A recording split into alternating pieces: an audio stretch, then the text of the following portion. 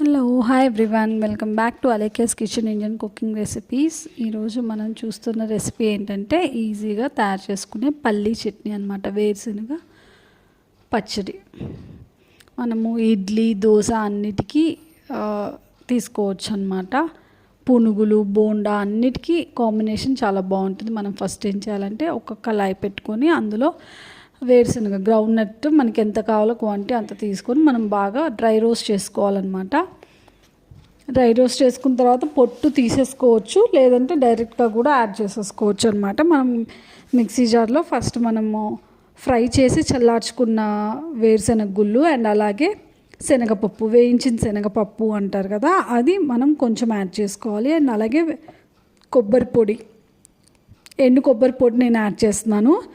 లేదు అనుకుంటే మనకి పచ్చి కొబ్బరి పీసెస్గా కట్ చేసుకొని యాడ్ చేయొచ్చు. అలాగే కొంచెం చింతపండు చాలా తక్కువ, అండ్ అలాగే పచ్చిమిరపకాయలు కట్ చేసుకొని అన్నీ మనం ఓన్లీ వేరుశనగ గుళ్ళే మనం ఫ్రై చేసుకున్నాము. మిగతావంతా పచ్చివి యాడ్ చేసుకున్నాము.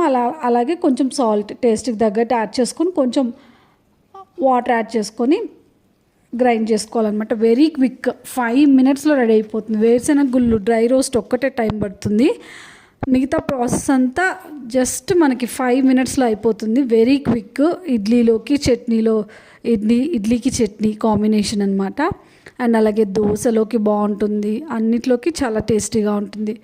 బోండా, గారె, పునుగులు అన్నిటికీ అనమాట. సో మనం దీనికి తాలింపు పెట్టుకోవాలి. లాస్ట్లో కొంచెం ఆయిల్ యాడ్ చేసుకొని ఎండుమిరపకాయలు, కరివేపాకు అండ్ అలాగే తాలింపు గింజలు యాడ్ చేసుకొని బాగా ఫ్రై చేసుకొని మనం అది సర్వింగ్ బౌల్లోకి తీసుకొని గ్రైండ్ చేసుకున్న చట్నీని ఈ తాలింపు యాడ్ చేసేసుకోవడమే. అంతే, చాలా క్విక్గా రెడీ అయిపోతుంది. తప్పకుండా మీరందరూ సబ్స్క్రైబ్ చేసుకోండి అలేఖ్యాస్ కిచెన్ ఇండియన్ రెసిపీస్ ఛానల్ని.